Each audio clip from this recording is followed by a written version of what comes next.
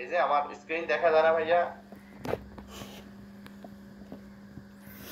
Hello, ভাইয়া পাইছি এই যে আমার স্ক্রিন থেকে মিলাই নেন না। ম্যানেজমেন্টের শুরুর কলামটা, হ্যাঁ, তাহলে বিটা ব্লকার দিয়ে আমরা সিম্পটম রিলিভ করব। কোনো কারণে যদি বিটা ব্লকার কন্ট্রাইন্ডিকেটেড থাকে তখন আমরা কি দিব? আমরা রেট লিমিটিং টেনশন ট্রেনের ব্লকার দিব। এট্রিয়াল ফিব্রিলেশন মোটামুটি কমন, বয়স যত বাড়ে আরো এট্রিয়াল ফিব্রিলেশনের চান্স বেড়ে যায়। ডেফিনিট ট্রিটমেন্ট কি কি? Drug, thyroid, radioiodine. Drug, surgery, radioiodine. Drug, surgery, radioiodine. Drug কি কি আছে? Carbimazole, propyl thiouracil. কখন দিব?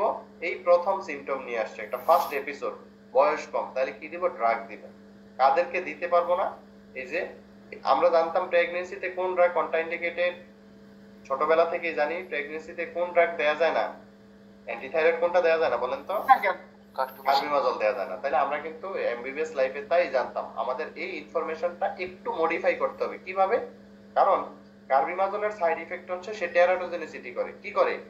টেরাটোজেনিসিটি করে। আবার প্রোপাইল থায়োরিসিল যে আপনি দিবেন, তার আবার সাইড ইফেক্ট হচ্ছে সে হেপাটোটক্সিসিটি করে। কি করে? হেপাটোটক্সিসিটি করে। আর ইউজুয়ালি এই হেপাটোটক্সিসিটিটা বেশি করে কখন? আপনার ওই সেকেন্ড ট্রাইমেস্টার, থার্ড ট্রাইমেস্টার, যখন বাচ্চাটা বড় হয়, অ্যাডভান্স প্রেগন্যান্সি হয় তখন। তার মানে দুইটা ইনফরমেশন পাইলেন। তার মানে কার্বিমাজল করে টেরাটোজেনিসিটি, আর টেরাটোজেনিসিটিটা কখন বেশি ঘটে? কোন ট্রাইমেস্টারে? অর্গান ফর্মেশন হয় কোন ট্রাইমেস্টারে? ফার্স্ট ট্রাইমেস্টারে।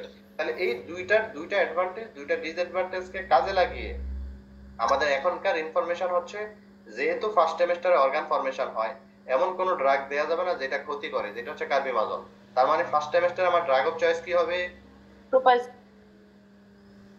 থায়োরিসিল। এখন সেকেন্ড থার্ড ট্রাইমেস্টারে আবার আমি প্রোপাইল থায়োরিসিল দিতে পারবো না, কারণ হেপাটোটক্সিসিটির ঝুঁকি তখন অনেক বেশি বেড়ে যায়। তার মানে তখন আমার ড্রাগ অফ চয়েস কার্বিমাজল। তার মানে এখন বুঝতে পারছেন মডিফাইড ইনফরমেশনটা। কার্বিমাজল আপনি সেকেন্ড এবং থার্ডে দিতে পারবেন ট্রাইমেস্টারে। কেন? তখন তো অর্গান ফর্মেশন হয়ে গেছে, তখন আর সে কি কোন জায়গা থেকে টায়ারোজেনিসিটি করবে, তাই না? তখন তো আমার স্কিন ফর্মেশন হয়ে যায়, তাহলে অ্যাপ্লাসিয়া কিউটিস করতে পারবে না, কোয়ানা ল্যান্ট্রিশিয়া করতে পারবে না। তার মানে ফার্স্ট টাইমেস্টার প্রোপাইল থায়োরিসিল দিবেন, সেকেন্ড থার্ড টাইমেস্টার কার্বিমাজল দিবেন। সাইড ইফেক্ট করবেন।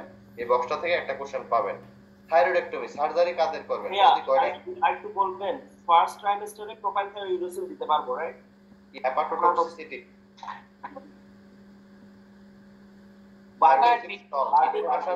অনেক বেড়ে যাবে। তাহলে অনেক বেড়ে গেলে পেশেন্টের ফ্লুইড লস হবে নাকি ফ্লুইড রিটেনশন হবে?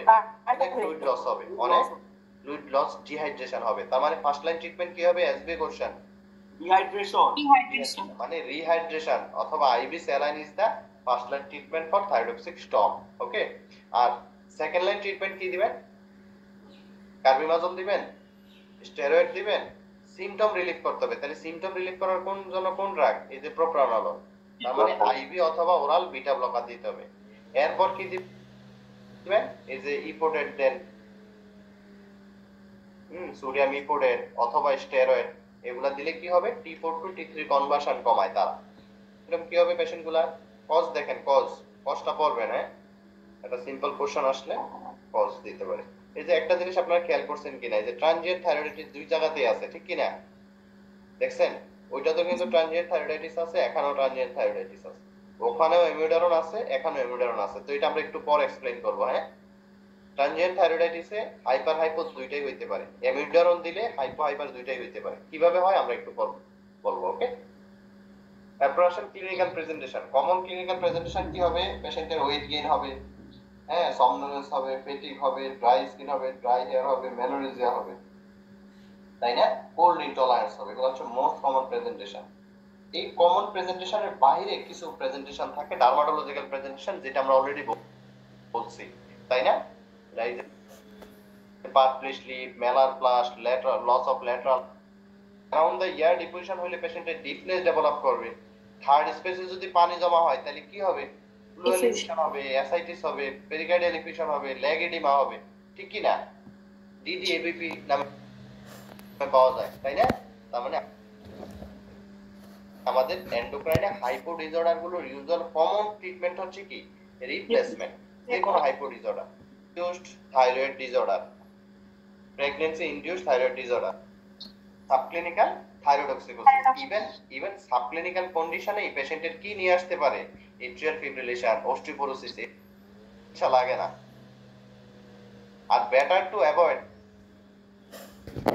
এটা চিকিৎসা জানেন কি? Better to avoid thyroid investigation during acute illness.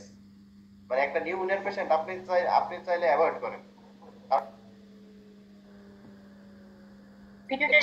পিটুইটারিতে, তার মানে পিটুইটারিতে টিএসএস এর সাথে এসিটিএস ও কম থাকতে পারে, ঠিক কি না? তার মানে এসিটিএস কম থাকলে আবার কি হবে? পেশেন্টের সেকেন্ডারি অ্যাড্রেনাল ইনসাফিসিয়েন্সি থাকবে। ওই পেশেন্টগুলো অ্যাসোসিয়েটেড আমরা কি দিয়ে চিকিৎসা করতে হবে? হাইড্রোকোর্টিসন দিয়ে চিকিৎসা করতে হবে। ওকে,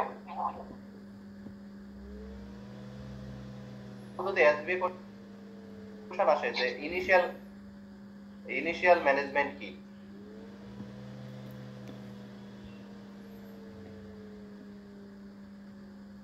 এবং ডেলিভারি হিস্ট্রি থাকবে কোথায়? সাব অ্যাকিউট নাকি পোস্টপার্টাম? postpartum, postpartum.